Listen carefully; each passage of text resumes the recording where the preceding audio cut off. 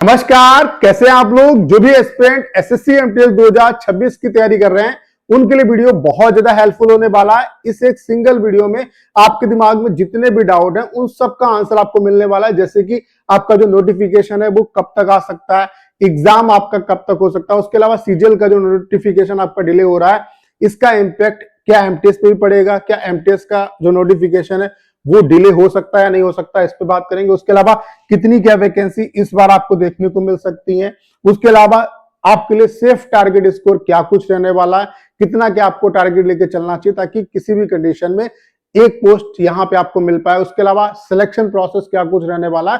तो complete information आपको इस सिंगल वीडियो में मिलने वाली है। तो चलिए स्टार्ट करते हैं। सबसे पहले बात कर लेते हैं नोटिफिकेशन की। और जो एक डाउट है स्टूडेंट के दिमाग में कि सीजीएल का नोटिफिकेशन डिले हो रहा है, इसका इंपैक्ट एमटीएस के नोटिफिकेशन पे पड़ेगा या नहीं पड़ेगा। तो इसका जो इंपैक्ट है, सीजीएल का जो नोटिफिकेशन आपका डिले हो रहा है इसका एमटीएस पे कोई भी इंपैक्ट नहीं पड़ेगा। ऐसा मैं क्यों कह रहा हूं, क्योंकि सिलेक्शन पोस्ट का ऑलरेडी आपका जो नोटिफिकेशन है वो आपका आ चुका है। उसके अलावा यहाँ पे आपका एग्जाम आप देख रहे हैं मई जुलाई में दिया है, जून में इसकी डेट दी है नोटिफिकेशन में। उसके अलावा स्टेनो का जो नोटिफिकेशन है वो भी आ चुका है और इसकी जो एग्जाम डेट दी है वो भी अगस्त सितंबर दी है। और सीजीएल का भी आप ये मान के चलो हाईली चांसेस है कि 10 मई तक आपका जो नोटिफिकेशन है वो आ जाएगा। तो अगर एमटीएस की बात करें तो एमटीएस का जो आपका कैलेंडर में डेट दी हुई है उसी डेट पे आपका जो नोटिफिकेशन है वो आएगा। यहाँ पे आपका दिया हुआ है जो आपका नोटिफिकेशन है वो जून में आएगा और जून से लेकर के जुलाई तक आप यहाँ पे फॉर्म फिलअप कर पाओगे। तो ये इस तरीके से हो सकता है कि मिड जून तक आपका जो नोटिफिकेशन है वो आए। जैसे कि अगर 15 जून के आसपास आता है तो आपको पता है कि एक महीने आपको फॉर्म फिलअप के लिए मिलता है, तो 15 जून से लेकर के 15 जुलाई तक आप यहाँ पे फॉर्म फिलअप कर पाओगे। तो जून में ही आपका नोटिफिकेशन आएगा और जून से जुलाई तक आप फॉर्म फिलअप कर पाओगे। और जो एग्जाम है वो सितंबर नवंबर दिया है, तो आप ये मान के चलिए यही आपकी जो एग्जाम की डेट है वो रहने वाली है। सितंबर से स्टार्ट होके के आपका एग्जाम जो है वो नवंबर तक चलेगा, यानी कि सितंबर में आपका जो एग्जाम है वो स्टार्ट हो जाएगा और इसी के हिसाब से अपनी प्रिपरेशन करो। तो आपका जो नोटिफिकेशन है उस पे सीजीएल का जो नोटिफिकेशन डिले हो रहा है इसका कोई इंपैक्ट नहीं पड़ने वाला। जो कैलेंडर में आपका नोटिफिकेशन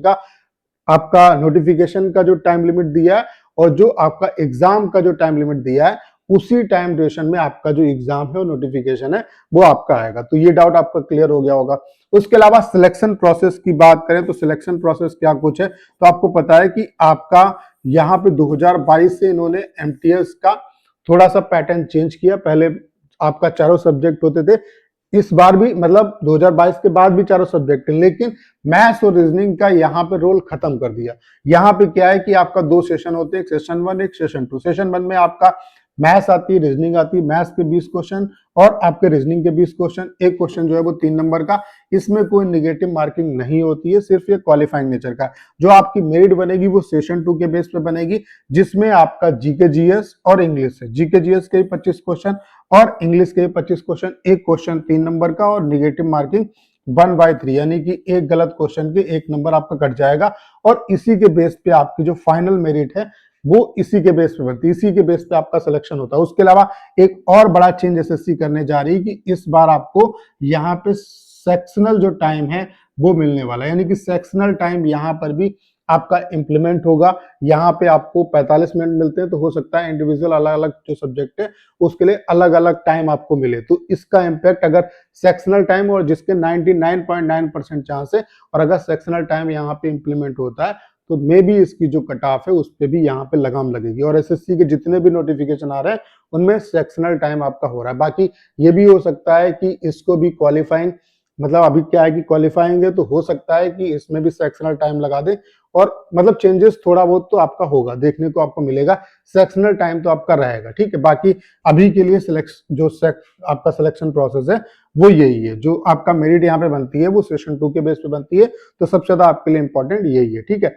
अगर हम बात करें वैकेंसी की कि वैकेंसी कितनी क्या इस बार आ सकती है, तो ये आप देख सकते हैं पिछले 4 साल का ट्रैक रिकॉर्ड है। 2022 में आपकी 11,788 वैकेंसी आई थी, 2023 में सबसे कम 17,773, मतलब 17,000 नहीं 1,773 वैकेंसी आई थी केवल।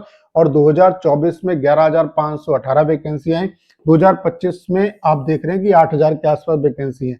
इस बार कितनी क्या वैकेंसी आ सकती है, तो आप ये मान के चलो 5,000 से 8,000 के बीच में इस बार भी आपको वैकेंसी जो है वो देखने को मिल सकती है। यानी कि वैकेंसी आपकी 5,000 से ऊपर ही रहेंगी और वो वैकेंसी 5,000 से 8,000 के बीच में आपकी लाई करने वाली। तो अगर इतनी वैकेंसी, यानी कि वैकेंसी जो है वो ज्यादा कम नहीं रहेगी। आप ये मान के चलो 2025 के जैसी वैकेंसी आपकी रहने वाली है।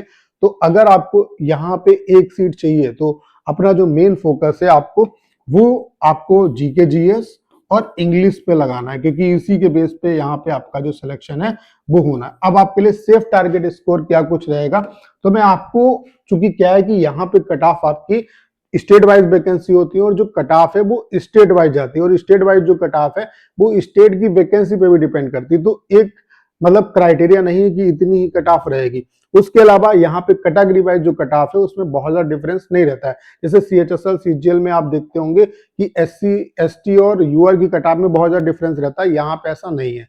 यहाँ पे आपकी स्टेट वाइज वो वेरी भी करती है, कहीं कहीं एसटी की भी कट ऑफ यूआर से ज्यादा चली जाती है। तो मैं आपको एक ओवरऑल व्यू दे रहा हूँ जिससे आपको चीजें पता चल जाएंगी कि आपकी प्रिपरेशन अच्छी है या नहीं अच्छी और आपको कितना सुधार करने की जरूरत है। जैसे अगर आप प्रीवियस ईयर के मॉक टेस्ट लगाते हैं, और स्पेशली मैं बात कर रहा हूँ सेशन 2 की, क्योंकि सेशन 2 के बेस पे आपका सिलेक्शन होना है। तो अगर इजी शिफ्ट में आपका स्कोर 120 से 130 बनना है तो आपकी प्रिपरेशन अच्छी है, आपको और ज्यादा प्रैक्टिस की जरूरत है। ठीक है, मॉडरेट शिफ्ट में अगर 110 से 120 और हार्ड शिफ्ट में अगर 100 से 110 स्कोर बनना है सेशन 2 में, प्रीवियस ईयर जितने भी आपके पेपर हैं उनमें, तो कहीं ना कहीं आपकी प्रिपरेशन अच्छी है। आप और ज्यादा ज्यादा प्रैक्टिस करो और जो चीजें नहीं आती उनको रिवाइज करो, और जो जो बिल्कुल नहीं, जो आता है उससे रिवाइज करो, जो नहीं आता है उस पर अच्छे तरीके से काम करो। ओवरऑल कहने का मतलब है, अगर आप कोई भी मॉक टेस्ट देते हो और आपका सेशन 2 में 100 से ऊपर स्कोर आता है तो मेरे हिसाब से आपकी प्रिपरेशन अच्छी है। अगर इतना नहीं आता है तो फिर कहीं ना कहीं आपको सुधार करने की जरूरत है, और अभी आप सुधार कर सकते हो। देखो, मॉक टेस्ट से ही आपको पता चलेगा कि कहाँ पे कितना आपको अच्छे तरीके से काम करना है। तो उसमें क्या है कि उसका अच्छे तरीके से एनालिसिस भी करो और देखो कहाँ पे क्या कमी रह रही है। जिस भी सेक्शन में आप अच्छा स्कोर नहीं कर पाते, जैसे कि सिनोनियम से अगर नहीं बन पाते क्वेश्चन, एरर से नहीं बन पाते या बनवर्ड से नहीं बन पाते, तो देखो किस सेगमेंट से क्वेश्चन नहीं आपके बन पाते और उस पर अच्छे तरीके से काम करो और प्रैक्टिस करो। और प्रैक्टिस के लिए तो बेस्ट प्लेटफॉर्म आपको पता है, टेक्स्ट बुक है। तो टेक्स्ट बुक का अगर आपने पास परचेज नहीं किया है तो मेरा कोड लगा लेना PRAV12, तो आपको यहाँ पे अच्छा खासा यहाँ पे डिस्काउंट भी मिल जाएगा। लिंक डिस्क्रिप्शन और कमेंट बॉक्स में पिन किया है। तो उम्मीद करता हूं कि आपके जितने भी डाउट हैं वो क्लियर हो पाए होंगे।